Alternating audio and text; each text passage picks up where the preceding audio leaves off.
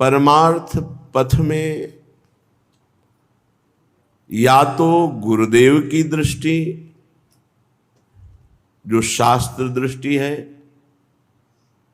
या फिर अपनी परमार्थ दृष्टि दृढ़, अपनी परमार्थ दृष्टि जो हमने गुरुदेव के वचनों से चयन किया मार्ग, उस मार्ग में दृढ़ दृढ़ इस तरह कि चाहे हमें प्राण समर्पित करने पड़े पर हम अपने मार्ग को नहीं छोड़ सकते। जब तक ये दृढ़ता नहीं होती तब तक माया की पवन, माया की आंधी साधक को लड़खड़ा देती है। उस संशय में पड़ जाता है, भोगों में सुख है या प्रभु में सुख है, भोग भोगना चाहिए या प्रभु की तरफ चलना चाहिए। प्रभु की तरफ चलते हैं तो मन बड़ा शांत खिन्न होता है, प्रतिकूलताएं बाहर की आती हैं, चार लोग उपहास करने लगते हैं, कई तरह की माया की आंधी आती है। यदि हम दृढ़ हैं तो निकल जाएंगे, नहीं तो फिसल जाएंगे। बहुत से आपके सामने ऐसे प्रमाण आ सकते हैं कि परमार्थ में चल रहा था, देखो वो भ्रष्ट हो गया, वो नष्ट हो गया, वो पतित हो गया, कहीं हम भी पतित हो गए तो हमारा जीवन का लाभ क्या मिलेगा, ना भोग भोगा न परमात्मा की प्राप्ति हुई। बहुत तरह की बातें हृदय में, माया चूंकि अंदर भी है और बाहर भी है। बाहर व्यक्ति वस्तु स्थान का रूप धारण करती है और अंदर वृत्ति का रूप धारण करती है। ये वृत्ति भी माया है। वृत्ति का लय हो जाना ही ब्रह्मबोध हो जाना है। एक भी वृत्ति जिस दिन उदय नहीं होगी उसी दिन आत्मस्वरूप का बोध हो जाता है। श्रीपाद प्रबोधानंद जी महाराज ज्ञान और प्रेम दोनों को प्राप्त महापुरुष हैं। जैसे कल प्रचेताओं के प्रसंग में सुना कि हरि का साक्षात्कार, गरुण पर विराजमान श्री भगवान और आत्मस्वरूप का बोध दोनों प्राप्त, ऐसे ही आत्मस्वरूप का बोध प्राप्त श्रीपाद प्रबोधानंद जी और प्रिया प्रीतम के प्रेम रस में डूबे बड़े दुर्लभ संत हैं। वो वर्णन कर रहे हैं कि निष्ठा कैसी होनी चाहिए। पततु मधुपरिष्ठात् कोटिशो वज्रपातः सकल भुवन दाही वन्निरभ्युत्थितोस्तु उदयतु लय कालो चांडाल मारतंड कोटिर न खलु तदपि वृंदा काननम त्यक्तु मीशे। मैं श्रीधाम वृंदावन को अपने प्राण प्रीतम के रूप में स्वीकार करता हूं। मेरा जीवन सर्वस्व वृंदावन है। वृंदावन तो वृंदावन के लाडिले युगल सरकार, समस्त प्रेम परिकर, ये सब की निष्ठा हो जाती। वृंदावन की निष्ठा से प्रिया प्रीतम की निष्ठा, खगमृग पशु पंछी यमुना रस रानी रजरानी रसिक जन ब्रजवासी जन सब की निष्ठा हो जाती, क्योंकि धाम में सब विराजमान है। कैसी निष्ठा? बोले पततु मधुपरिष्ठात् कोटिशो वज्रपातः। दो चार थप्पड़ लग जाए या कोई गाली दे दे या अपमान कर दे तो बहुत छोटी सी बात है। देखो जीवन में आता है, अगर पक्के नहीं रहोगे तो फिर ये माया की आंधी आपको डगमगा देगी। कह रहे करोड़ों वज्रपात हमारे ऊपर हो तो भी वृंदावन नहीं छोड़ूंगा। ये निष्ठा धाम की। कोटिशो वज्रपातः, यहां डंडा लगना या थप्पड़ लगना या गाली या अपमान, इन्हीं को हम नहीं सह पाते। और भगवत प्रेमी महात्मा कैसा होता है? बोले करोड़ों वज्रपात हो जाए तो भी धाम निष्ठा, धाम से बाहर नहीं भागूंगा। कह रहे हैं सकल भुवन दाही वन्निरभ्युत्थितोस्तु, समस्त भुवनों को जलाने वाली अग्नि में मुझे झोंक दिया जाए तो भी मैं वृंदावन नहीं छोड़ूंगा। करोड़ों वज्रपात हमारे ऊपर हों, बड़े बड़े दुख हों, तो भी वृंदावन नहीं छोड़ूंगा। उदयतु लय कालो चंड मारुतंड कोटि, यदि प्रलय कालीन भय उपस्थित हो, मृत्यु का भय उपस्थित हो, तो भी मैं वृंदावन नहीं छोड़ूंगा। यदि चांडालादि नीच पुरुषों द्वारा अपमान हो, तो भी मैं वृंदावन नहीं छोड़ूंगा। ना खलु तदपि वृंदा काननम त्यक्तुमीशे, मैं अपने इष्ट वृंदावन को कभी नहीं त्याग सकता, चाहे जैसी परिस्थिति हो। अब ये जो वृंदावन की निष्ठा आती है इस कोटि की, ये भगवत प्रेमी महात्मा के संग से ही आती है। अगर प्रेमी जनों का संग ना हो तो निष्ठा आएगी ही नहीं। किसी न किसी वृंदावन निष्ठ रसिक महापुरुष की कृपा से ये निष्ठा आती है। तो दूसरे श्लोक में रसिक महापुरुषों की निष्ठा का वर्णन करते हैं। पहले में धाम निष्ठा का वर्णन करते हैं, जैसे ध्रुवदास जी सरल भाषा में कहते हैं, खंड खंड हुए जाए तन, अंग अंग सत टूक, वृंदावन नहीं छाड़ियो, छाड़ी वो है बड़ी चूक। चाहे हमारे शरीर के टुकड़े टुकड़े कर दिए जाएं, सैकड़ों टुकड़े अंग के कर दिए जाए, मैं वृंदावन नहीं छोड़ूंगा। अगर वृंदावन छोड़ दिया तो बड़ी चूक होगी। क्यों? शरीर तो छूटना ही है, जिस विधान से छूटना वैसे छूटेगा। जो कछु लिखा लिलाट, दुख सुख देह संग, भुगते गो जा जाएगो या सिद्धांत भंग, या सिद्धांत भंग तजत क्यों धीरज प्राणी, वृंदावन परिहरे प्रिया प्रीतम रजधानी। और यहां जो भी होगा वो महामंगल होगा। इसलिए अब हमें पार्थिव शरीर की परवाह नहीं करनी। हम धाम निष्ठ हैं, हम धाम के अखंड वासी हैं, ऐसी निष्ठा। अब ये निष्ठा कहां से आती है? ये किसी शास्त्र स्वाध्याय से नहीं आएगी, ये किसी तीर्थयाटन से, किसी अन्य साधन से नहीं आएगी। ये भगवत प्रेमी महात्मा के संग से आती है, जो धाम निष्ठ है, जो प्रिया प्रीतम के प्रेम में। ये बहुत दुर्लभ है। धाम हम वास कर रहे हैं, हमारी आकांक्षाएं हैं, उन आकांक्षाओं की पूर्ति के लिए हम विविध प्रकार की वृत्तियां स्वीकार किए हैं, बाहर जाते हैं, नाना प्रकार की भोग सामग्री। एक ये है, और एक ये सर्वतो भावेन अजात पक्षा इव मातरम खगा।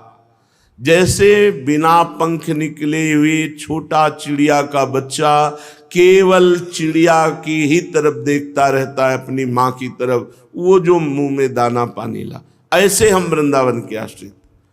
हमारा आयास प्रयास कोई नहीं, केवल वृंदावन और निरंतर वृंदावनाधीश्वर युगल सरकार का सेवन चिंतन मनन। ये है सीधे इसी जन्म में प्रिया प्रीतम की सेवा में पहुंच जाना। धाम सीधे सेवा में पहुंचाता है। ये रसिकों के संग से निष्ठा आती है। इसलिए कह रहे हैं, सर्वेषाम अनुकंपयताम हि सताम शिक्षा कृते दंडिताम। सताम माने संत महापुरुष।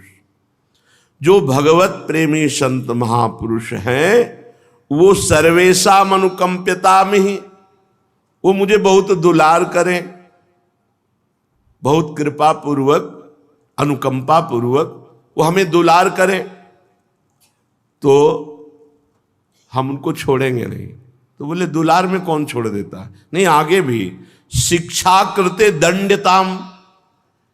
यदि मुझ उद्दंडता के आचरणों से युक्त को वो मुझे दंड दे, तो भी मैं उनको नहीं छोड़ूंगा।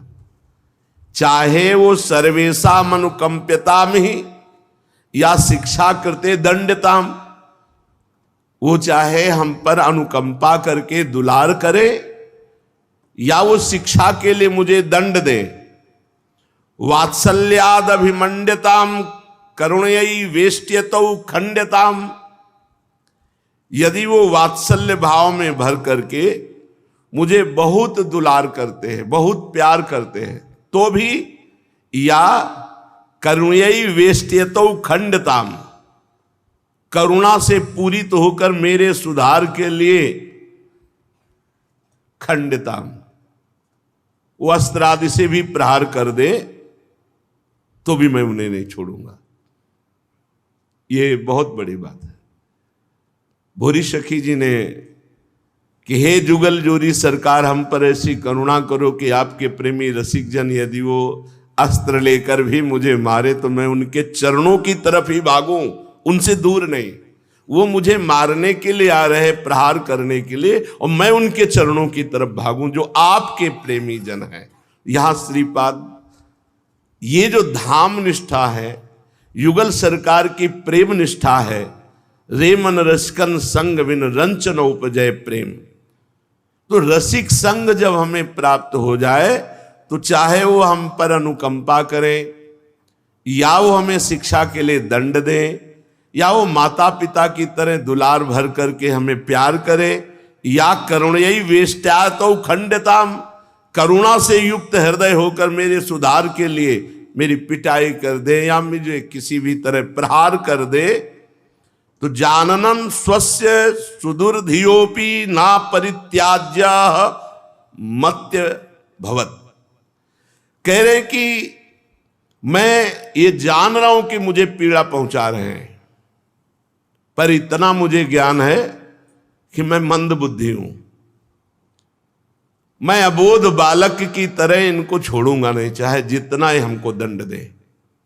अबोध बालक, जैसे अबोध बालक को मां के सिवा कोई नहीं होता, अगर उसे कहीं कोई भय आता है तो मां की तरफ भागता है, अगर मां भी पीटती तो मां के ही वो गले लगता है, मां के ही वो आलिंगन करता है, और नहीं दूसरे की तरफ नहीं जाता हो। मां पीटे तो मां के ही हृदय से लगने की कोशिश करेगा।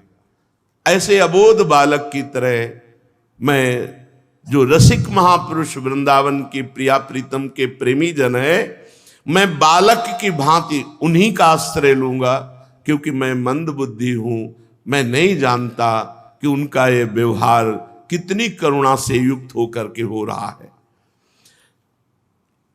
श्री वृंदावन मावशामि परमानंदत्य सीमम कदा, तो इसका फल क्या होगा?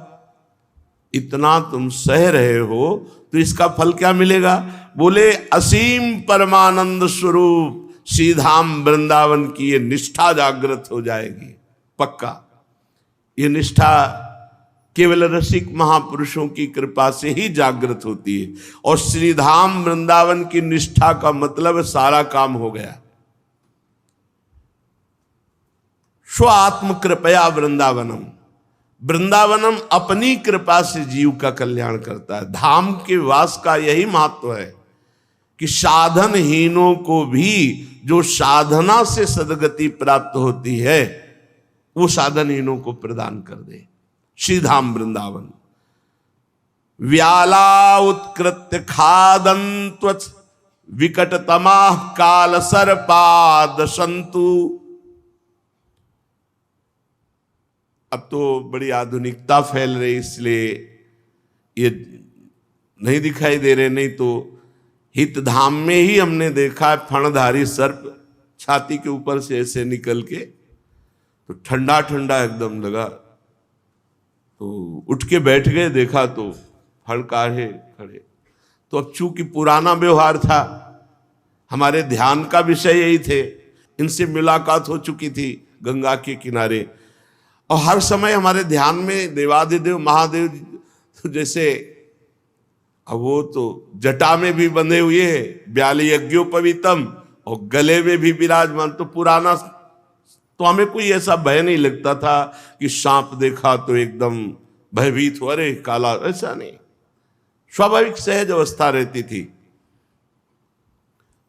उठे और मन में सोचा बात से बाहर नहीं, अंदर शयन करेंगे।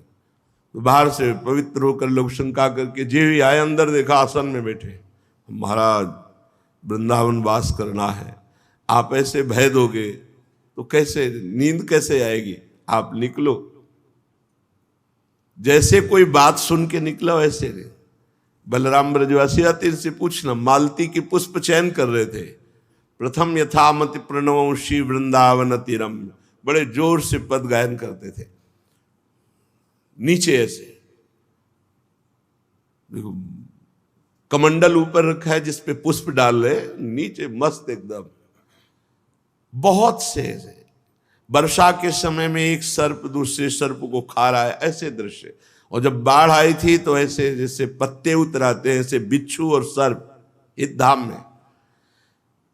तो जिस समय श्रीपाद होंगे उस समय तो और भी, ये तो 26 वर्ष पहले की बात करें। व्याला उत्कृत्य खादन त्वथ, अगर मुझे सर्प काट ले तो भी मैं वृंदावन नहीं छोड़ूंगा। यहां तो सुविधा ढूंढ रहे, निष्ठा कैसी है देखो। सच्ची मानिए, अपने लोग कभी सुविधा का शब्द ही जीवन में नहीं रहा, शब्द ही जीवन में नहीं रहा। ये तो अभी चंद दिनों की है और श्री जी ने जान करके दी है, क्योंकि उसी व्यवस्था से दिनचर्या हो पा रही। नहीं तो सुविधा शब्द से जीवन नहीं जुड़ा था, सुविधा शब्द नहीं था। कुशासन, भिक्षावृत्ति, अकिंचन जीवन। जब तक हम प्रभु के सिवा अन्य कुछ सुख चाहते हैं, अन्य कोई आश्रय लेते हैं, तब तक निष्ठा जागृत नहीं होती। निष्ठा तभी होती है जब केवल प्रभु हमारे जीवन में होते हैं। केवल प्रभु, केवल प्रभु। हमारे साधन भी प्रभु, हमारे साध्य भी प्रभु, हमारे प्रीतम भी प्रभु, हमारे प्रिय संबंधी भी प्रभु, हमारे सब कुछ प्रभु। प्रभु के सिवा कुछ नहीं, तब रंग आता है। तो व्याला उत्कृत्य खादन त्वथ, विकट तमाह काल सर्पाद संतु। बोले व्याघ्र आदि या हिंसक जीव आदि एक खा जाएं, या सर्प मुझे डस ले, मेरी कभी कोई चिकित्सा ना हो। रोगा स्यूर दुष्चिकित्सया ददतु, भारी असाध्य रोग हो और कोई चिकित्सा ना हो, तो भी मैं वृंदावन नहीं छोड़ूंगा। अब तो काफी सुविधाएं बढ़ रही हैं, काफी सुविधाएं, सहज हो रहा है वृंदावन वास। नहीं, रसिकों ने लिखा है वृंदावन वास कठिन मोरी माई।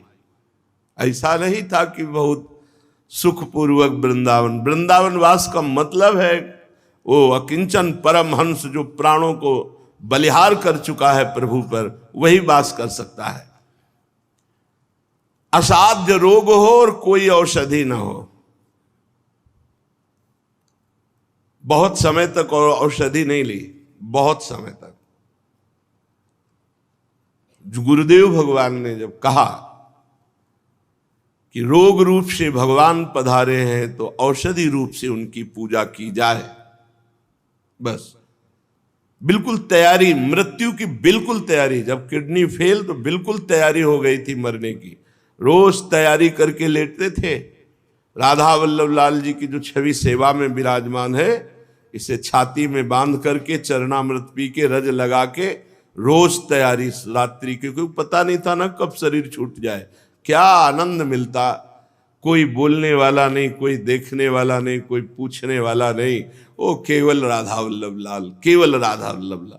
सच्ची कहते हैं भगवान बड़े कृपालु उस पर जिसको कोई पूछने वाला ना हो, और रात दिन भगवान के लिए आंसू बहाकर जो जीवन व्यतीत करते हैं। मम भक्ति युक्तो भुवनम पुनात, धन्य है उनका जीवन जिनके केवल प्रभु ही सब कुछ है। ये श्रवण करके थोड़ा मन में भी धारण कीजिए। चार बातें कोई कह दे तो मन असंतुष्ट हो जाता है। यहां देखो कैसी निष्ठाएं हैं महापुरुषों की। आखिरकार शरीर तो जाएगा ही, कहां भाग के जाओगे? अगर तुम्हें सांप काटना लिखा है ना, तो कहीं भी विश्व के कोने में जाओ तुम्हें सांप काटेगा, मरोगे सांप काटने से। और अगर नहीं लिखा है ना, तो अब भी सेनपुर चले जाना। जैसे वर्षा का समय है तो जैसे केचुआ नहीं मिट्टी के दिखाई देते, ऐसे कोबरा, किंग कोबरा, न जाने कौन कौन सी जाति के प्रजाति के सर्प जिनको पहचानना मुश्किल, एक से एक तगड़े लंबे, ऐसा जंगल गंगा के किनारे कि आसन में बैठे हैं, वैसे सांप खड़ा है, बिचखा पर घूम रही है, ऐसे जहरीले जंतु। बस ये दृढ़ निश्चय था कि जिस समय जिस जंतु को काटना है काटेगा, नहीं काटना नहीं काटेगा। सैकड़ों बिच्छू ठंडी ऐसे जब वर्षा के बाद तो ऐसे शीतल भूमि पे ऐसे घूम, कहीं किसी को डंक नहीं। 3-4 महात्मा, और रात्रि में तो 2 ही रहते थे, एक इधर हम उधर पंजीरी बाबा। बस पूरा निश्चय था, अगर काटना है तो काटेगा, नहीं काटना तो बिल्कुल नहीं काट सकता, और नहीं काटा। खूब सर्पों के बीच में रहे। व्याला उत्कृत खादंत, चाहे कोई जंगली जीव मुझे काट ले, खा ले, तो वृंदावन नहीं छोड़ना। और विकट तमाह काल सर्पाद संतु, मृत्यु रूप धारण करके अगर कोई सर्प मुझे काट लेता है तो भी कोई बात नहीं। रोगा दुष्चिकित्सा आदत, भारी असाध्य रोग हो जाए, कोई चिकित्सा ना हो, तो भी वृंदावन नहीं छोड़ूंगा। तत इतः सर्व एवाति दुखम, ये समस्त लोक के जन आकर के मुझे खूब दुख दें, और अत्युत विघ्नोपि धर्मई सदन विरहिता शीत वर्षाति वातई। अब भी वो कुटिया है मदन टेर की ऊपर वाली, अब उसकी छत में पता नहीं अब कुछ करवाया हो, तो वर्षा गिरे तो वह थोड़ा कोना छोड़े, छोटी सी कुटिया है, ना कोई बिजली, ना कोई पानी, ना कोई बाथरूम, ना कोई लेट। वर्षा हो रही, अपनी श्री जी को छाती से लगाए रात में ऐसे काट रहे हैं। आप क्या सोचते हैं? चाहे सर्दी चाहे गर्मी, अब गंगा किनारे वर्षा हो रही, पेड़ के नीचे है, अब पूरी रात मंत्राकार वृत्ति, शरीर कांप रहा है। केवल भगवान जीवन में, केवल भगवान। अनेक असह्य पीड़ाएं जिंदगी में, वृंदावन के सिवा कभी हमें ऐसे कि बैठो और गरम गरम भोजन पाओ, कभी जिंदगी में ले, चाय नाश्ता पा ले, ये तो सब बहुत दूर की बातें रही। 2-4 दिन में एक बार कभी कुछ मिल जाए तो अहोभाग्य मनाते हैं। जब लक्ष्य परमात्मा प्राप्ति बन जाता है तो कष्ट नाम का जीवन में कहीं प्रवेश नहीं होता। बड़ा उत्साह, बड़ा आनंद हर परिस्थिति में। श्रीपाद कह रहे, अत्युग्ध विघ्नोपि धर्मा सदन विरहिता शीत वर्षाति वातई क्षुत्रवाधास त्वसह्यास तदपि नहीं पदम यामि वृंदाटवीम। एक कदम वृंदावन से बाहर नहीं जा सकता, चाहे सर्दी गर्मी या लोग आकर के हमको बहुत दुख दें और मुझे आश्रय विहीन सदन विरहिता वास से रहित कर दिया जाए, सब कष्ट सहूंगा। भूख प्यास, असाध्य रोग, सर्दी गर्मी, बरसात, या कोई सांप काट ले, या कोई मुझे दंड दे, मैं सब सहूंगा। नहीं पदम यामि वृंदाटवीतः, एक कदम वृंदावन से कभी बाहर नहीं जाऊंगा। अब उसके लिए परम धाम की, प्रिया प्रीतम की प्राप्ति कोई दुर्लभ है जिसने ऐसी निष्ठा धारण कर ली। श्रीपाद प्रबोधानंद जी कह रहे, जब ऐसी निष्ठा धारण कर ली जाती है तो स्फुरद राधा पदाम्भोज, ये फल मिला। अंधकार छा जाता है जीवन में, कभी कभी साधक के ऐसी स्थिति आती है कि अंधकार छा जाता है। वो दिन हमें याद है जिस समय 1800 रुपए की दवा कानपुर से तय हुई कि महीना भर होम्योपैथिक, और वृंदावन आए।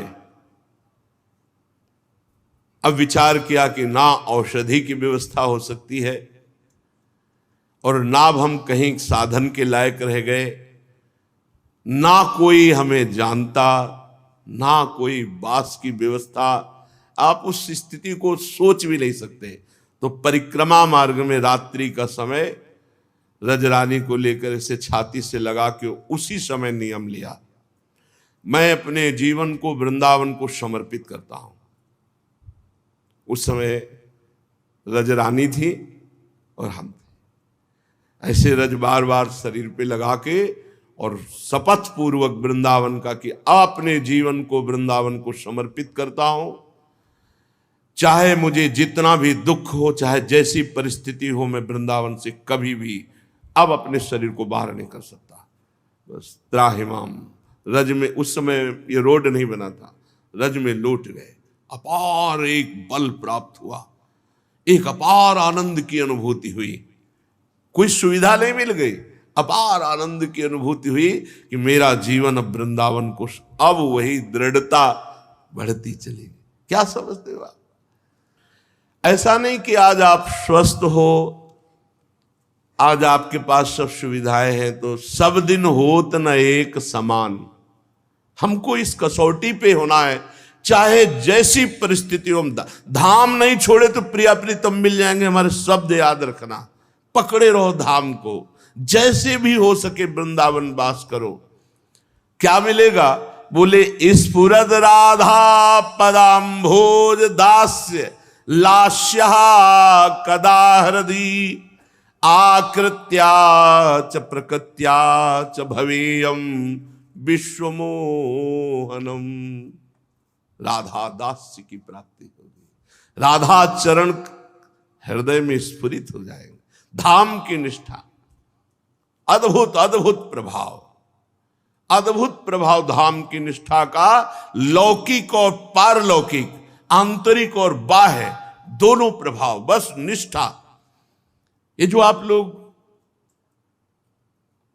अंदर से असंतुष्ट रहते हैं, वो आपको अपने साधन बल का विश्वास है, श्री जी के चरणों का विश्वास, समर्पण का विश्वास। समर्पण से जो साधन होता है वो बहुत जल्दी भगवत प्राप्ति कराता है। अहम से जो साधन होता है वो समर्पण की तरफ ले जाने में हो सकता है जन्म के जन्म लग जाए। जन्म जन्म मुनि जतन कराही। समर्पण, समर्पण से जो साधन होता है बहुत जल्दी भगवत तत्व की अनुभूति, भगवत प्रेम, भगवत लीलाएं बहुत जल्दी स्फुरित होते। ये अहंकारी जीव समर्पित नहीं हो पाता। समर्पण, अपने साधन पर विश्वास है। हम जो 10-11 माला जपे उस पर विश्वास है, और जो हम समर्पण करके फिर 11 माला जप रहे वो समझ में नहीं आता। अहम और समर्पण, इसके बीच की यात्रा जो समझ गया है बहुत जल्दी इस वस्तु को प्राप्त कर लेता है। साधन करके समर्पण, और समर्पण करके साधन। गोस्वामी जी ने कहा, होय राम को पहले समर्पण, फिर नाम जप तुलसी तज कुसुमाद। तो बिगड़ी जन्म अने की अभी आनंद की अनुभूति। स्फुरद राधा पदाम्भोज, श्री स्वामिनी जी के चरणारविंद उसके हृदय में स्फुरित हो जाते हैं। ऐसे वृंदावन निष्ठ और ऐसे रसिक निष्ठ। रसिक निष्ठा वृंदावन की निष्ठा, वृंदावन की निष्ठा रसिक मिलन, रसिक निष्ठा तब राधा चरणारविंद का हृदय में प्रादुर्भाव। श्री किशोरी जी के चरण कमल की दासता उसका स्वभाव बन जाता है। आज प्रिया जी को ये पहनाना है, आज प्रिया जी को ये श्रृंगार करना है, आज प्रिया जी को, वो प्रिया जी के विषय में सोचेगा। जैसे संसारिक आदमी अपने शरीर भोग के लिए सोचता है या शरीर संबंधियों के लिए सोचता है, ऐसे उपासक प्रिया प्रीतम के लिए सोचता है। उसका स्वभाव बन जाता है विश्व मोहन। प्रिया प्रीतम को वो अपने स्वभाव से मोहित कर लेता है। स्वभाव से मोहित करना, जैसे एक छोटा सा बच्चा, उसी के माता पिता ने उसको मीठा या फल दिया, अब वो उसी फल को लेके दौड़ के गया और अपनी माँ के मुंह में लगा दिया। माँ ऐसे वो हाथ से छीन लेगी और अपने हाथ से उसको पवाएगी और वो दुलार करेगी जो अन्य बेटों को नहीं मिलेगा। ऐसे ही सब भगवान के प्रिय हैं, सब भगवान के निज जन हैं, लेकिन जो अपना भाव प्रभु को समर्पित कर, आज प्रिया जी को ये भोग, उन्हीं की दी वस्तु, दियम वस्तु गोविंदम तुभ्यमेव समर्पये, प्रभु के द्वारा दी हुई वस्तु के प्रभु के लिए भाव पर, तो विश्व मोहन प्रिया प्रीतम को वो मोहित कर लेता है। जो निष्ठावान रसिक संग परायण है, उसके हृदय में राधा चरणारविंद का प्राकट्य होता है। राधा चरणारविंद की दासता में इतना स्वभाव उसका तत्सुख का बन जाता है कि वो युगल सरकार को अधीन कर लेता है, युगल सरकार को अधीन कर लेता है। जब जहां जैसे भाव में वैसे ही उनको दुलार पहुंचाता रहता है। जैसे लाडली जू के संग लालजू अधीन होकर डोलते हैं, ऐसे रसिक के संग में प्रियालाल अधीन होकर डोलते हैं। जहां जहां रसिक वहीं प्रियालाल। क्यों? क्योंकि रसिक एक क्षण भी नाम वाणी से अलग नहीं, और नाम वाणी जहां श्याम श्यामा तहां, नाम वाणी निकट श्याम श्यामा प्रगट, नाम वाणी सुनत श्याम श्यामा सुबस, और रसिक इसी में तृप्त रहता है, नाम वाणी में, उनकी सेवा स्वभाव में। चलते हैं श्रीमद् भागवत महापुराण। अभी तक आपने जो प्रसंग सुना, महाराज मनु शतरूपा के पुत्र उत्तानपाद का पावन चरित्र। अब उनके बड़े पुत्र प्रिव्रत जी का अत्यंत पावन चरित्र है। उत्तानपाद जी के पावन चरित्र में ध्रुव जी का चरित्र सुना, उन्हीं के वंशज महाराज अंग जी के पुत्र वेन की दुष्टता, उनका पधारना, और भगवान पृथु और अर्ची जी का प्रादुर्भाव होना, पृथु चरित्र सुना। आगे चलकर बर्हिषद, प्राचीन बर्हि, पुरंजनोपाख्यान। विदुर जी महाराज तीर्थ यात्रा में निकले थे, मैत्रेय जी से ये सत्संग हुआ। विदुर जी ने मैत्रेय जी से कहा, हे महायोगिन, आपकी हमारे ऊपर बड़ी करुणा हुई, आपके द्वारा सत्संग सुनकर आज मैं अज्ञान अंधकार से पार, जहां अकिंचनों के सर्वस्व भगवान श्री हरि विराजते हैं, वहां मेरी स्थिति हो गई है। श्री सुखदेव जी कहते हैं, परीक्षित, विदुर जी ने मैत्रेय जी को साष्टांग प्रणाम किया और आज्ञा ली, और वहां से शांत चित्त भगवत स्मरण करते हुए हस्तिनापुर की तरफ चले गए। राजन, जो पुरुष भगवान के शरणागत भक्तों का, राजऋषियों का ये पावन चरित्र सुनेगा, वो अकाल मृत्यु को कभी प्राप्त नहीं होगा, दीर्घायु होगा, और भगवान श्री हरि के चरणों में उसकी भक्ति होगी और वो भगवत प्राप्त हो जाएगा। राजा परीक्षित ने पूछा, मुने, आपने कहा कि महाराज मनु के बड़े पुत्र प्रिव्रत ये आत्माराम थे। जो आत्माराम है उससे गृहस्थी में प्रीति कैसे हो सकती है? आत्माराम तो जीवन मुक्त महापुरुष होता है, और आपने बताया कि प्रिव्रत आत्माराम थे, फिर वो गृहस्थी में कैसे प्रीति किए?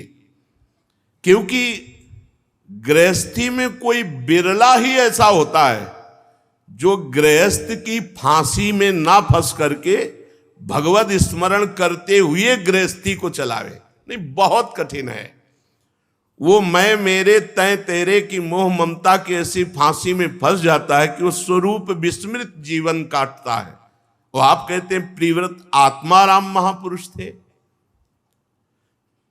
गृहस्थी में इतने गृह कारज नाना जंजाला, ते अति दुर्गम शैल विशाला, मानो पहाड़ के पहाड़ हैं, इतना चिंतन फंसा रहता है।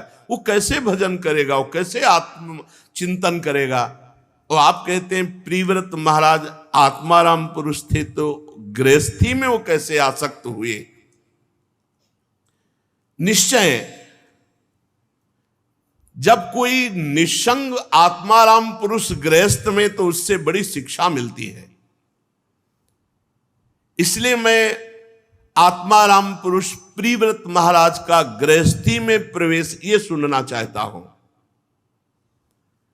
जब कोई महापुरुष गृहस्थ में होता है तो उसके विशिष्ट आचरण होते हैं। वो कभी कुटुंब परिवार में आसक्त नहीं होता, कुटुंब परिवार में रहते हुए भी। तो मुझे इस बात का बड़ा संदेह कि आत्माराम पुरुष होकर ब्याह किया, स्त्री प्रेम के बिना पुत्र कैसे हो सकते हैं? स्त्री प्रेम, पुत्र प्रेम और आत्माराम ये बनता नहीं है। मैं ये रहस्य सुनना चाहता हूं कि गृहस्थी में रह के वो आत्माराम पुरुष कैसे हुए, या आत्माराम पुरुष होकर गृहस्थ में कैसे आसक्त हुए। श्री सुखदेव जी ने कहा, बाढ़ मुक्तम भगवत उत्तम श्लोकस्य श्रीमच्चरणारविंद मकरंद रस आवेशित चेतसो भागवत परमहंस दैत कथाम किंचिदंतराय विहिताम स्वाम शिव तमाम पदवीम न प्रायेण हिन्वंती। राजन, तुम्हारा कथन ठीक है, परंतु जिनका चित्त पवित्र कीर्ति भगवान श्री हरि के परम मधुर स्मरण में डूबा हुआ है, उसे कोई भी गृहस्थी, कोई भी भोग सामग्री, कोई भी प्रपंच रुकावट नहीं डाल सकता। ध्यान दीजिए, जिनका चित्त पवित्र कीर्ति भगवान श्री हरि के मधुर स्मरण में डूबा हुआ है, कोई भी सांसारिक विघ्न, गृहस्थी, प्रपंच, भोग सामग्री उनके मार्ग में कभी बाधा नहीं पहुंचा सकती, जहां निरंतर चिंतन है राधा राधा राधा राधा वल्लभ श्री हरिवंश। निरंतर चिंतन है तो कोई भी बाधा नहीं। राधा वल्लभ भजत भज भली भली सब होए, जिते विनायक शुभ शुभ विघ्न करे नहीं कोय, विघ्न करे नहीं कोय, डरे कलिकाल कष्ट भय, हरे सकल संताप हरस हरि नाम जपत जय। जिते विनायक शुभ अशुभ, ये जितने अशुभ विनायक हैं या शुभ विनायक हैं, कोई भी बाधा नहीं पहुंचा सकता। कलिकाल डरता है उससे जिसके हृदय में निरंतर नाम जप चलता है, कोई प्रपंच उसे बाधा नहीं पहुंचा सकता। जिनका चित्त पवित्र कीर्ति भगवान श्री हरि के सुमिरन में हर समय, तो ये गृहस्थी, प्रपंच, भोग कोई भी बाधा नहीं पहुंचा सकते। भगवत भक्त परमहंसों के प्रिय श्री कृष्णचंद्र जी उसके समस्त बाधाओं को बाहर अंतर दोनों जगह नष्ट करते रहते हैं। किनकी? जो भगवान की स्मरण में मगन है, भगवान की स्मृति में वो डूबे हैं। तो योगक्षेमम वहाम्यहम, अप्राप्ति की प्राप्ति कराना योग और प्राप्ति की रक्षा कराना क्षेम, ये दोनों कार्य भगवान श्री कृष्ण करते हैं। उपासक अपने कर्तव्य का पालन और भगवान से जुड़े रहना, कभी कथा सुन रहे, कभी सेवा कर रहे, कभी कर्तव्य पालन कर रहे, कभी नाम कीर्तन कर रहे, कभी नाम जप, ये सब भजन ही है। राजन, महाराज मनु के पुत्र प्रिव्रत ये बचपन से स्वाभाविक बड़े ही भगवत भक्त थे। स्वाभाविक, जैसे बचपन में बच्चों की स्वभाव की प्रवृत्ति होती, खेल खिलौनों में, खाने पीने में, लेकिन इनकी प्रवृत्ति स्वाभाविक उदासीन, हर समय भगवान में। और श्री नारद जी की चरण सेवा से इनको परमात्म तत्व का बोध हो गया था। इन्होंने निरंतर ब्रह्माभ्यास किया और जीते जी जीवन मुक्त हो गए। अभी यौवन अवस्था में प्रवेश हुआ जीवन मुक्त महापुरुष। स्वयंभू मनु जी ने बड़े पुत्र जानकर इनको आज्ञा करी, क्योंकि इनमें सब श्रेष्ठ गुण विराजमान थे। जो भगवान में चित्त जोड़ता है उसे ब्रह्मबोध भी हो जाता है और सब दैवी संपदा उसको घेर लेती, सब सद्गुण आ जाते हैं। ये लिखा ही नहीं, ये जीवन में है। अगर आप भजन करोगे तो खुद देख लोगे, लोक परलोक में सब जगह सुखी रहोगे, सारे सद्गुण आप में आकर विराजमान हो जाएंगे और भगवान श्री कृष्ण आपकी रक्षा करेंगे, बाहर और भीतर दोनों जगह। आज्ञा करी महाराज मनु ने कि तुम चक्रवर्ती आदि सम्राट पद पर विराजमान हो। लेकिन चित्तवृत्ति भगवान श्री कृष्ण में निरंतर लगने के कारण अरुचि थी, राज्य से अरुचि थी, सम्राट पद से। अतः पिता की आज्ञा किसी प्रकार उल्लंघन करने योग्य ना होने पर भी इनकी रुचि बिल्कुल राज्य में, भोगों में। विचार किया कि आत्मस्वरूप में ये स्त्री पुत्र आदि असत प्रपंच आच्छादन कर देगा, हमारे परमार्थ तत्व का ये विस्मरण कराने वाले हैं, इसलिए स्वीकार नहीं किया।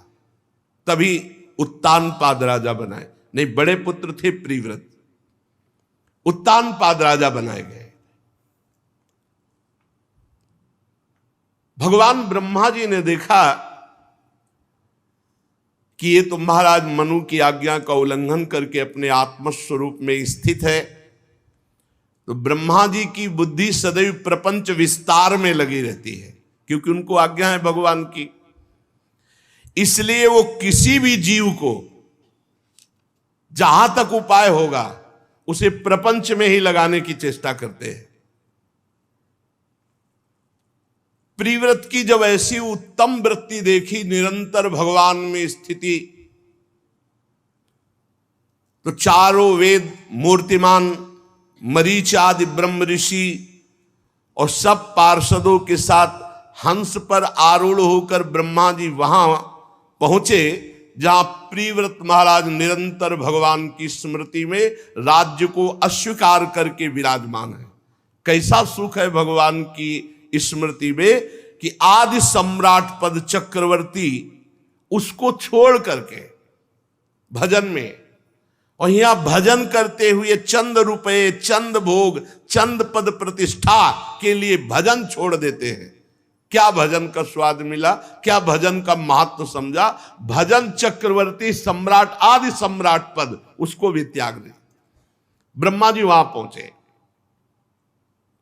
आकाश मार्ग से ब्रह्मा जी जा रहे हैं, ये देखकर देवराज इंद्र आदि सब ब्रह्मा जी का पूजन, प्रधान प्रधान देवता, सिद्ध गंधर्व साध्य चारण मुनिजन सब ब्रह्मा जी का स्तवन, क्योंकि ब्रह्मा जी सृष्टि के सबसे बड़े पद पे विराजमान, परमेष्ठी पद पे। जगह जगह ब्रह्मा जी का सम्मान हुआ। अब वो प्रिव्रत के पास पहुंचे और प्रिव्रत उस समय नारद जी के साथ, अपने गुरुदेव नारद जी के साथ आत्मविद्या का ही मनन कर रहे थे। ब्रह्मा जी जेव ही पहुंचे, उनके वाहन को देखकर देवर्षि नारद जी खड़े हो गए। हमारे पिता ब्रह्मा जी पधारे। स्वयंभू मनु प्रिव्रत सब ब्रह्मा जी का सम्मान किया, अर्घ बंदन आदि। नारद जी ने अनेक प्रकार से ब्रह्मा जी का स्तवन पूजन किया। ब्रह्मा जी ने प्रिव्रत पर दृष्टि डाली और कहा, बेटा वैसे तुम सत्य सिद्धांत में लगे हो, पर मेरी बात सुनो। अप्रमेय श्री हरि के प्रति किसी को दोष दृष्टि कभी नहीं करनी चाहिए। हम ये तुम्हें नहीं सिखाने आए कि तुम हरि भजन ना करो। पहले ब्रह्मा जी बहुत सावधानी से बोले कि अप्रमेय भगवान श्री हरि के प्रति किसी को दोष दृष्टि नहीं करनी। तो हम तुमको ये सिखाने नहीं आए कि तुम भजन न करो, लेकिन ऐसे भजन हम ब्रह्मा, महादेव जी, ये तुम्हारे पिता स्वयंभू मनु और ये तुम्हारे गुरु नारद, ये सब भगवान की आज्ञा का पालन करते हैं। देखो, भगवान के विधान को कोई भी देहधारी तपस्या के द्वारा नहीं टाल सकता, विद्या के द्वारा नहीं टाल सकता, योग बल के द्वारा नहीं टाल सकता, बुद्धि बल के द्वारा नहीं, अर्थ के बल से, धर्म के बल से, स्वयं के बल से या किसी की सहायता के बल से कभी टाल नहीं सकता। हरि के विधान को कोई भी देहधारी तपस्या, विद्या, योग बल, बुद्धि बल, रुपया का बल, धर्म का बल, स्वयं का बल या दूसरों की सहायता का बल, इससे भगवान के विधान को नहीं टाल सकता। प्रिय पुत्र, भगवान श्री हरि के दिए हुए शरीर को जन्म, मरण, शोक, मोह, भय, दुख और सुख, ये भोग निश्चित किए गए हैं। ध्यान दीजिए, सब शरीरधारी को जन्म होगा तो मरण होगा, और बीच का जो जीवन है वो शोक, मोह, भय, सुख, दुख, इसी के ये भोगना पड़ता है। जैसे रस्सी के नाथ से नथा हुआ पशु मनुष्य का बोझा ढोता है, ऐसे वेदवाणी रूपी बड़ी रस्सी से नथा हुआ, बंधा हुआ जीव कर्मानुसार ऐसे जकड़ा हुआ संसार का बोझा ढो रहा है। तभी जब ज्ञान का प्रादुर्भाव होता है तो निस्त्रैगुण्य भवार्जुन, और जब प्रेम का प्रादुर्भाव होता है तो वेदान्नपि संन्यस्ति स केवलम मवच्छिन्न अनुरागम लभते, दोनों में वेदातीत स्थिति आ जाती है। प्रभु कर्म के अनुसार जीव को योनि देते हैं और उसी के कर्म के अनुसार उसकी भोग व्यवस्था करते हैं। अब वो अपनी नवीन इच्छाओं के जाल बुन करके फिर नवीन कर्म करके फंस जाता है। जैसे कोई आंख वाला पुरुष कुएं में नहीं गिरेगा, ऐसे कोई विवेकवान पुरुष भोगों में नहीं फंसेगा। देखो भाई, मुक्त पुरुष भी प्रारब्ध का भोग भोगना ही पड़ता है। बड़े बड़े संतों को, मुक्त पुरुषों को भी भगवान की इच्छा के अनुसार शरीर को जैसे कर्मों के अनुसार विधान किया गया वैसे भोगना पड़ता है, वैसे रहना पड़ता है। बड़े बड़े सिद्धों को भी, जीवन मुक्तों को भी भोगना पड़ता है। तो बोले भजन का फल क्या हुआ फिर? अगर ये भोग भोगने पड़े तो शरीर निर्माण के समय ये भोग रख दिए गए थे। अब तुम भजन कर रहे हो, ये तुम्हारी नई फसल है।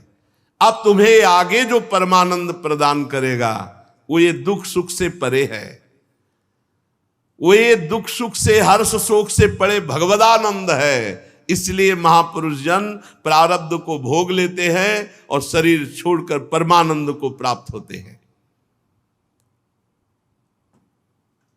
देखो, ये जितने दुख सुख हैं सब स्वप्न में हैं।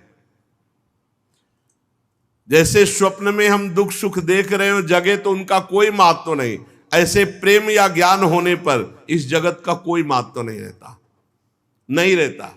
ये जो बहुत आसक्त पूरे जीवन लगे, सब स्वाप्निक है, पक्का स्वाप्निक है। अगर इसे भगवान से युक्त कर दो तो यही तुम्हारी भगवत प्राप्ति का हेतु बन जाएगा, और भगवान से विमुख व्यतीत किया तो यही तुम्हारी दुर्गति का कारण बन जाएगा।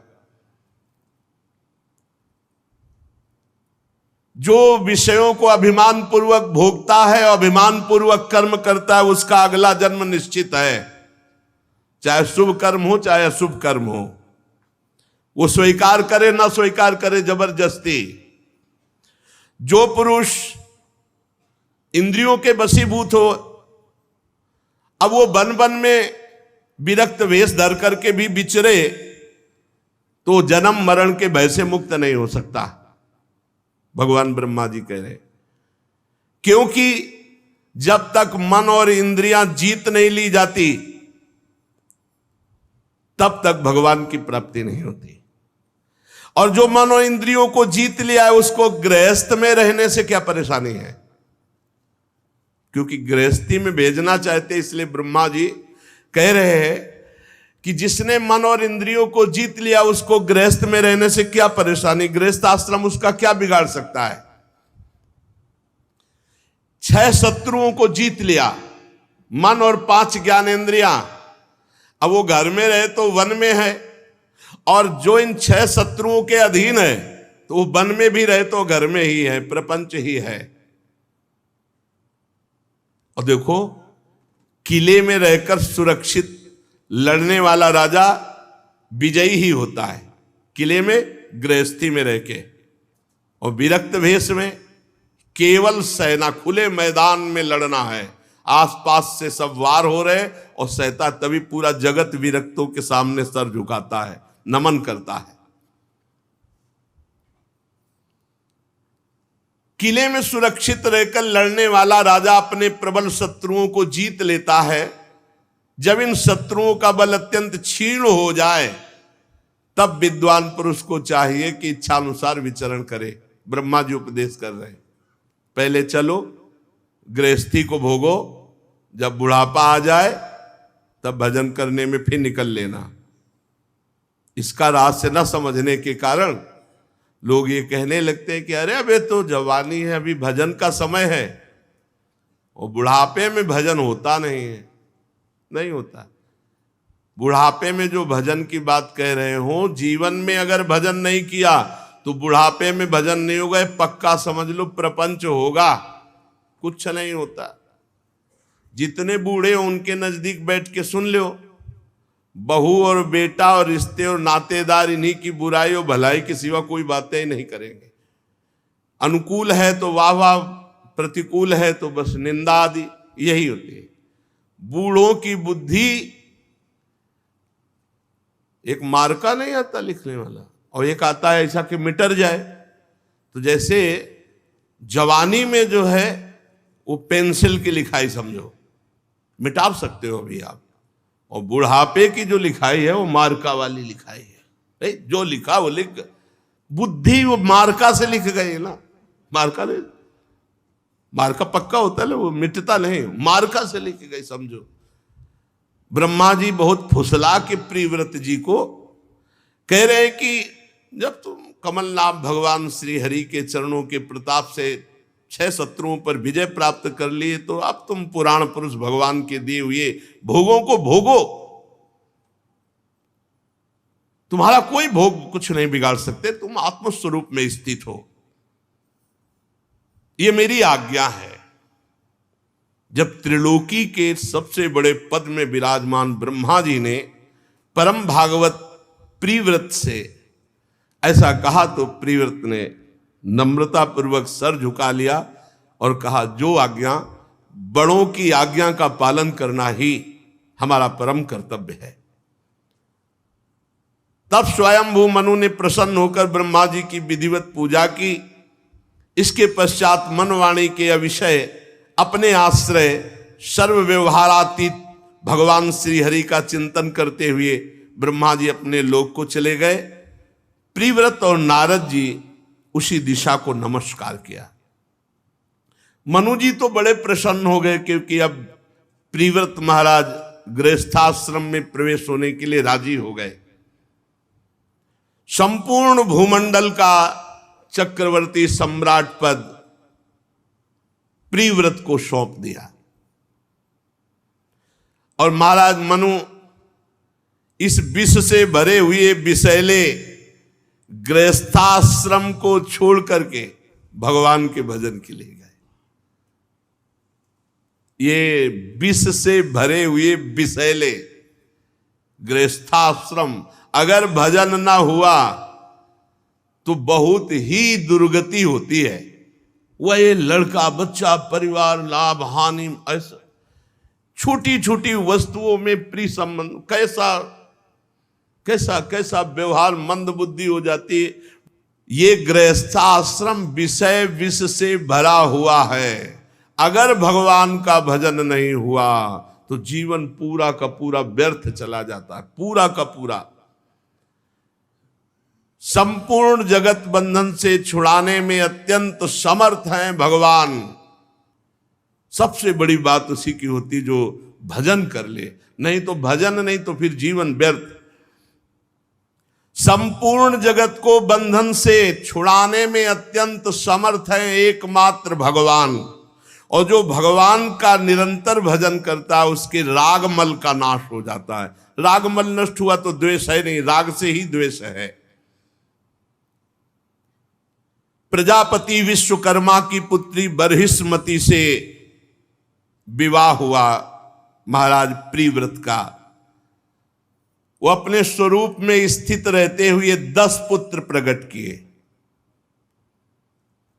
स्वरूप में स्थित रहते हुए, ये बात है। हम सब ब्रह्म ज्ञानियों की ही संतान हैं। देखो, जब गोत्रों को देखो तो कोई ब्रह्म ऋषि ही होगा। तो ऐसा नहीं कि जो ब्रह्म प्राप्त हो जाता है या भगवत प्राप्त हो जाता है वो सब नहीं, भगवत प्राप्तों से ही गृहस्थी चली है।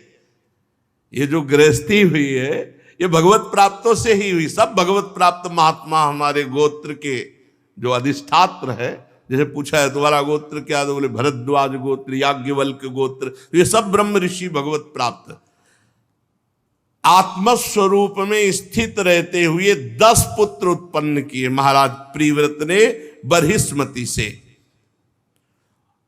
और सब गुणवान, रूपवान, पराक्रमी, क्योंकि भगवत निष्ठा से युक्त होकर पुत्र उत्पन्न किए। ऊर्जस्वती नाम की एक कन्या हुई। जो पुत्र हुए आग्नेद्र, इद्मजीव, यज्ञबाहु, महावीर, हिरण्य रेता, घृत पृष्ठ, सवन, मेधा, तिथि, वीतिहोत्र और कवि, ये सब अग्निस्वरूप, ये भगवान अग्नि के भी नाम हैं और ये सब अग्निस्वरूप हैं। इनमें कवि, महावीर और सवन, ये 3 नैष्ठिक ब्रह्मचारी आजीवन ब्रह्मचर्य रहकर भगवान के भजन में निमग्न। ये बाल्यावस्था से आजीवन ब्रह्मचारी, आत्मविद्या विशारद और सन्यास धर्म के पथिक हुए कवि जी, महावीर और सवन। इन निवृत्ति परायण महर्षियों ने सन्यासाश्रम में रहते हुए समस्त जीवों के अधिष्ठान और भवबंधन से डरे हुए लोगों को आश्रय देने वाले भगवान श्री हरि के चरणारविंद के निरंतर चिंतन में जीवन लगा दिया। और कुछ ही समय में भगवत प्राप्त अखंड बोध, इनका हृदय बड़ा ही परम विशुद्ध, और इन्होंने भगवान का साक्षात दर्शन प्राप्त किया। फिर एक ही भाव को प्राप्त हो गए। ये खास बात होती है। मम दर्शन फल परम अनुपा, जीव पाव निज सहज स्वरूपा। एक ही भाव, सोई जाने जेहि देव जनाई, और जानत तुम्हें हो जाई। जहां भगवान का साक्षात्कार हुआ तो प्रत्यगात्मा आत्मभूत एक ही भाव को प्राप्त हो गए, अर्थात अभेद स्थिति। महाराज प्रिव्रत की दूसरी भार्या से उत्तम, तामस, रैवत, ये 3 पुत्र हुए जो ये अपने मनवंतरों के अधिपति हुए। इस प्रकार कवि, महावीर और सवन, ये 3 पुत्रों के निवृत्ति परायण हो जाने के बाद प्रिव्रत जी ने 11 अर्बुद वर्षों तक स्वस्थ और जवान रह करके पृथ्वी का शासन किया। 11 अर्बुद वर्षों तक। यह है पहले भगवत प्राप्ति, आत्मबोध। 11 अर्बुद वर्षों तक जवान रह करके पृथ्वी का शासन किया। जिस समय ये भगवान के चिंतन में तन्मय होकर के और धनुष बाण लेकर के निकलते और टंकार करते, उस समय कोई धर्मद्रोही नहीं दिखाई देता था। धर्म विरुद्ध कोई आचरण नहीं कर सकता था महाराज प्रिव्रत के शासन में 11 अर्बुद वर्षों तक। बरहिस्मती के दिन प्रतिदिन सेवा, आमोद प्रमोद और स्त्री जनित हाव भाव, लज्जा, मंद मुस्कान आदि, ये सब होने पर भी प्रिव्रत का चित्त कभी लुभायमान नहीं हुआ। भोग भोगते हुए भी वो योगी रहे। अपने स्वरूप बोध वाले यही है, अपने स्वरूप में जो स्थित है। इसीलिए भावदेह को प्राप्त महापुरुष जो हो गया है, उसके लिए श्रीमद् राधा सुधा निधि में कहा, कर्माण श्रुति बोधिताम नितराम कुर्वंत कुर्वंत मां गूढ़ाश्चर्य रसास्त्रगाद विषयान गृहणंतु मुंचंतु वा। वो विषय भोग भोगे या छोड़ दे, कोई फर्क नहीं पड़ता। कैरवा भाव रहस्य पारगमति, 11 अर्बुद तक राज्य शासन और रानियों के द्वारा नाना प्रकार की प्रियता, कोई फर्क नहीं पड़ा। 10 पुत्र प्रकट किए और 3 पुत्र दूसरी भार्या से उत्तम तामस रहिवत, फिर भी वो अपने ज्यों के त्यों एक रस स्वरूप में है। कोई भी विषय उन्हें आसक्त नहीं कर सका। एक बार इन्होंने भगवान सूर्य को देखा, सुमेरु पर्वत की परिक्रमा करते हैं। लोकालोक पर्यंत पृथ्वी के जितने भागों में ये प्रकाश करते हैं, उतने ही भाग में अंधकार पीछे होता है सुमेरु पर्वत के कारण। इन्हें पसंद नहीं आया। स्वयं सूर्य के समान वेगवान एक ज्योतिर्मय रथ पर चढ़कर द्वितीय सूर्य की भांति उनके पीछे पीछे पृथ्वी की 7 परिक्रमाएं कर डाली। भगवान की उपासना से इनका अलौकिक प्रभाव बढ़ गया था। तो जो रथ चला उससे 7 समुद्र और 7 द्वीप हो गए। 7 समुद्र और 7 द्वीप हो गए। उनके नाम जम्बू द्वीप, प्लक्ष द्वीप, शालमली द्वीप, कुश द्वीप, क्रौंच द्वीप, शाक द्वीप और पुष्कर द्वीप। एक एक आगे आगे द्वीप के परिणाम का दूना है। जैसे जम्बू द्वीप से दूना प्लक्ष द्वीप, प्लक्ष द्वीप से दूना शालमली द्वीप। ऐसे इस समुद्र के बाहरी भाग में पृथ्वी के चारों ओर फैले हुए हैं और 7 समुद्र अलग अलग पदार्थ के समुद्र बनाए महाराज प्रिव्रत ने। ये जो जम्बू द्वीप है खारे जल का है। यहां जितने समुद्र हैं खारा जल मिलेगा। प्लक्ष द्वीप ईख के रस का, गन्ने के रस का है। वहां गन्ना पेरने की जरूरत नहीं। समुद्र का जो पानी है वो कैसे, गन्ने के जल का। प्लक्ष द्वीप में, शालमली द्वीप में मदिरा वारुणी और कुश द्वीप, इसमें घी के समुद्र है। पर वो अपनी पहुंच नहीं, वहां सिद्धों की पहुंच है। जम्बू द्वीप भर में अपने खारे पानी की जहां तक, वहां तक पहुंच है। क्रौंच द्वीप दूध, क्षीर सागर। और फिर शाक द्वीप मट्ठे का, मठा। और फिर पुष्कर द्वीप मीठा जल। ये 7 द्वीप हैं। जम्बू द्वीप खारे जल, ईख के रस का, मदिरा, घी, दूध, मट्ठे, मीठे जल वाले। भगवान की सृष्टि ये पैदा किया महाराज प्रिव्रत ने। 7 द्वीप और 7 समुद्र अपने तपोबल से। एक एक से क्रमशः अलग अलग 7 द्वीपों के बाहर से घेर करके ये समुद्र घिरा हुआ है। पहले जम्बू द्वीप है, उसके चारों ओर नमक का समुद्र है, नमकीन पानी वाला। प्लक्ष द्वीप घिरा हुआ है, उससे दुगुना उसके चारों ओर ईख के रस का समुद्र है। शाल्मली द्वीप का उससे दुगुना चारों ओर मदिरा का समुद्र है।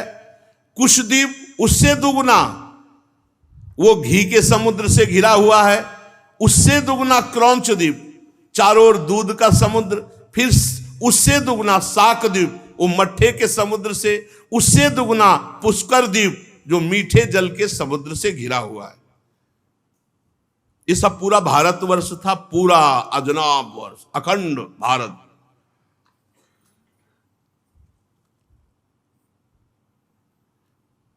बरिष्ठमति पति महाराज प्रीवत ने अपने अनुगत पुत्र आग्नेद्र, इद्मजीव, यज्ञ बाव, हिरण रेता, घृत पृष्ठ, मेधातिथि, वीत्रहोत्र को क्रमशः, 3 तो बाल ब्रह्मचारी सन्यासी हो गए थे, 10 में 7 बचे, तो 7 को एक एक द्वीप का राजा बना दिया। अपनी कन्या ऊर्जस्वती जो थी, उसका विवाह शुक्राचार्य जी से किया प्रीव्रत ने। उसी से शुक्र कन्या देवयानी का जन्म हुआ।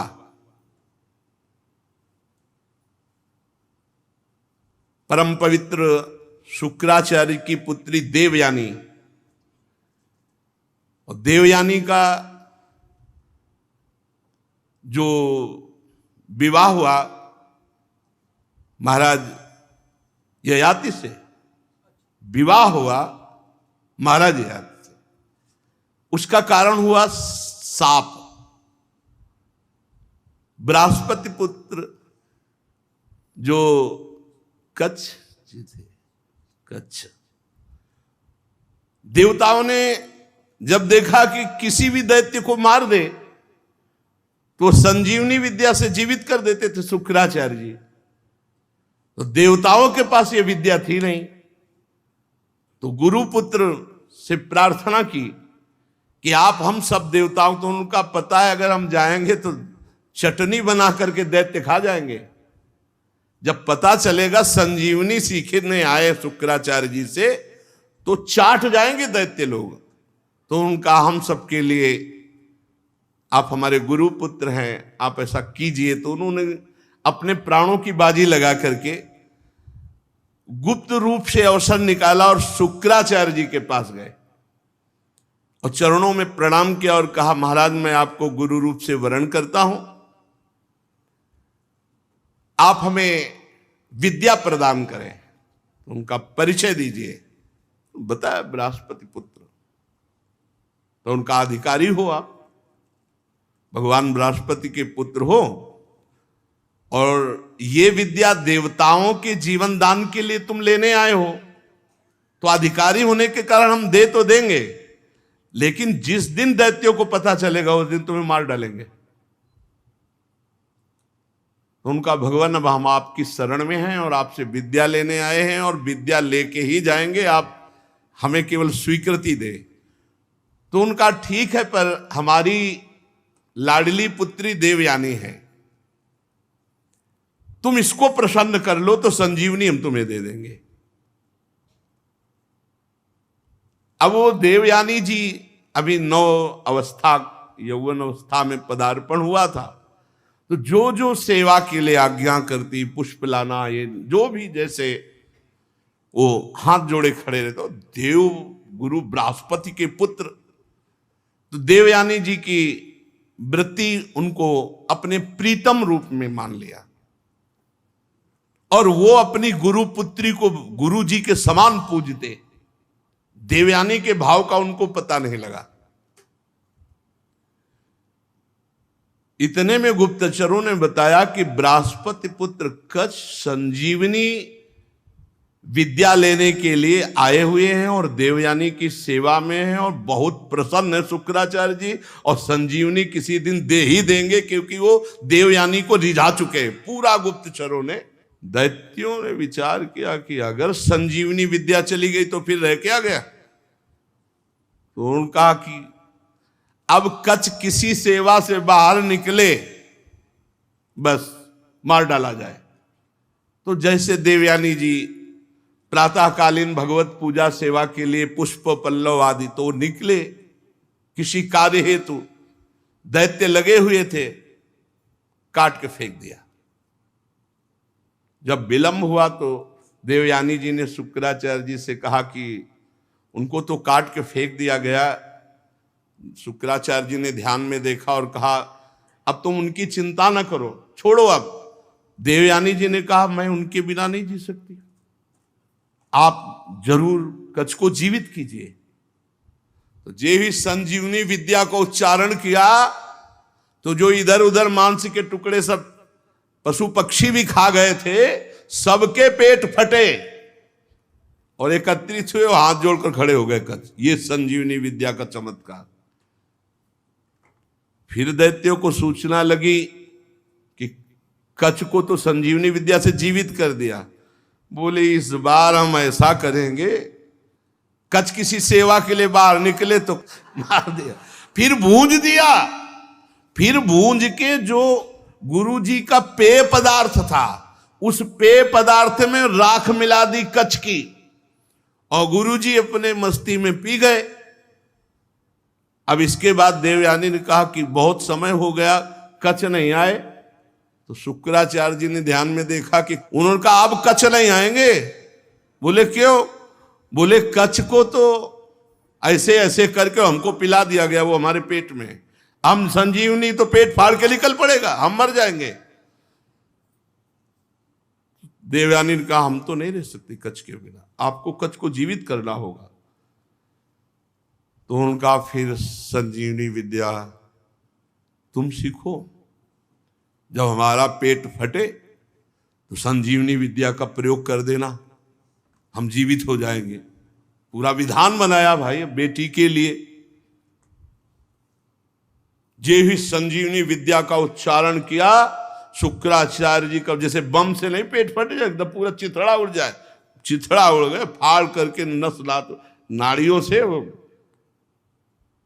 देवयानी जी ने संजीवनी विद्या का प्रयोग करके शुक्राचार्य जी को जीवित किया। शुक्राचार्य जी ने कहा जल्दी संजीवनी विद्या लो और जाओ यहां से, अब की बार तो हमको पिलाया गया, कहीं हमारी बेटी को ना पिला दिया जाए, तो इसलिए जल्दी करो। अब उनको संजीवनी विद्या सांगोपांग सिखाई, सांगोपांग संजीवनी विद्या। और कहा तो उन्होंने कहा गुरुदेव, गुरु दक्षिणा देने का प्राविधान है, शिष्य का मंत्र तभी सफल होता है जब वो सम्यक रूप से गुरु को संतुष्ट कर दे। आप आज्ञा कीजिए, मैं आपको गुरु दक्षिणा में क्या प्रदान करूं? तो उनका हमारी बेटी को जो पसंद हो उसे दे दो। नजदीक गए और कहा गुरुदेव ने कहा है आपको जो पसंद हो आप बोले, मैं आपको लाकर क्या दे दूं? मैं देवगुरु बृहस्पति का पुत्र हूं और आपकी सेवा में रहा हूं, आप बोले। तो उनका मुझे तुम पसंद हो, मैं तुम्हें स्वीकार करती हूं, तुम केवल मुझे उनका नहीं, आज तक मैंने बहन और पूज्य से युक्त बुद्धि से देखा है, हमने कभी इस भाव से आपको नहीं देखा, इसलिए मैं कभी स्वीकार नहीं कर सकता। आप हमारी गुरु पुत्री हो, आप गुरु के समान पूज्य हो और मेरी बहन हो, मैं कभी ऐसा नहीं देख सकता। तो उनका मेरी बात को स्वीकार करो, नहीं तुम्हारा पूरा जीवन व्यर्थ हो जाएगा, क्योंकि संजीवनी के लिए मैंने क्या क्या तुम्हारे लिए किया और वो संजीवनी अब तुम्हें प्राप्त है। अब मेरी बात को उन्होंने कहा आखिरी बात, तुम मेरी गुरु के समान पूज्य हो और मेरी बहन हो, मैं कभी तुम्हारे प्रति ऐसी दृष्टि ना की है और ना कर सकता हूं। तो उनका मैं शाप देती हूं तुम्हारी संजीवनी विद्या व्यर्थ हो जाए, विस्मृत हो जाए। बहुत गुस्सा आया कच्छ को कि आज तक मैं सेवकाई करता रहा, कभी कोई त्रुटि नहीं किया, केवल देवताओं के लिए, संजीवनी विद्या के लिए, और आपने उस विद्या को व्यर्थ कर दिया जिसके लिए मैंने अपने प्राणों की बाजी लगा ली। मेरा क्या अपराध? ये तो तुम्हारी वासना है, तुम्हारी भावना है। जाओ, मैं शाप देता हूं, तुम्हें कभी कोई ब्रह्म ऋषि स्वीकार ही नहीं करेगा। तो फिर वही देवयानी, आगे प्रसंग आएगा इसी में, महाराज ययाति को मिलती है कुएं में और वो हाथ पकड़कर ऊपर उठाते हैं। तो उस शुक कन्या देवयानी का जन्म हुआ, ऊर्जस्वती का जो विवाह शुक्राचार्य जी से हुआ था। राजन, जिन्होंने भगवान श्री हरि के चरणों का आश्रय ले लिया है और निरंतर भजन करते हैं, उनको भूख, प्यास, शोक, मोह, जरा, मृत्यु, ये 6 कभी परास्त नहीं कर सकते। जिन्होंने भगवान का आश्रय लिया है, निरंतर नाम जप करते हैं, उन्हें भूख प्यास शोक मोह जरा मृत्यु ये 6 परास्त नहीं कर सकते। मन और 5 ज्ञानेंद्रियां ये 6 कभी उसे परास्त नहीं कर सकते। ये 6 भूख प्यास शोक मोह जरा मृत्यु और 5 ज्ञानेंद्रियां और 1 मन, ये 6 कभी उसे परास्त नहीं कर सकते। जो भगवान का भक्त है वो सब कुछ करने में समर्थ है। वर्ण बहिष्कृत चांडाल आदि नीच योनि का पुरुष यदि वो भगवान के नाम का उच्चारण कर ले तो परम पद का अधिकारी हो जाता है। आहा, कोई भी हो जो भगवान के यन्नामधेय मधुना सजहाति बंधम, जो नीच से भी नीच आचरण करने वाला पुरुष हो वो भी भगवान का नाम जप करने लगे तो परम पद का अधिकारी हो जाता है। उसके संसार बंधन जीते जी सब भस्म हो जाते हैं जो नाम जप करता है। इसीलिए हर प्रश्न का उत्तर, हर समस्या का समाधान, हर साधना का सार, हर शास्त्र का सार, हर सिद्ध संत की सार बात भगवान नाम। भगवान के आश्रित होकर खूब निरंतर भगवान नाम जप करो और इसी जन्म में हमें भगवत प्राप्ति हो जाए ऐसा दृढ़ संकल्प करो। क्योंकि भाई अभी समझ नहीं रहे हो, तुम संसार को सत्य मान रहे हो, ये झूठा स्वाप्निक है। किसी भी समय तुम्हारी आंख मूंद सकती, किसी भी घटना से मूंद सकती। कुछ भी आज तक किसी ने काल को दोष नहीं दिया और काल ऐसे रूप धारण करता पता नहीं चलता, बोले वो अमुक घटना घटी चले गए। हम अगर नाम जप किए बिना चले गए तो इस घाटा की पूर्ति किसी योनि में नहीं होने वाली। इसलिए जैसे बने वैसे निरंतर नाम जप का अभ्यास करो, भगवत आश्रित रहो, कोई पापाचरण मत करो। शेष चर्चा आगे। श्री राधा वल्लभ लाल।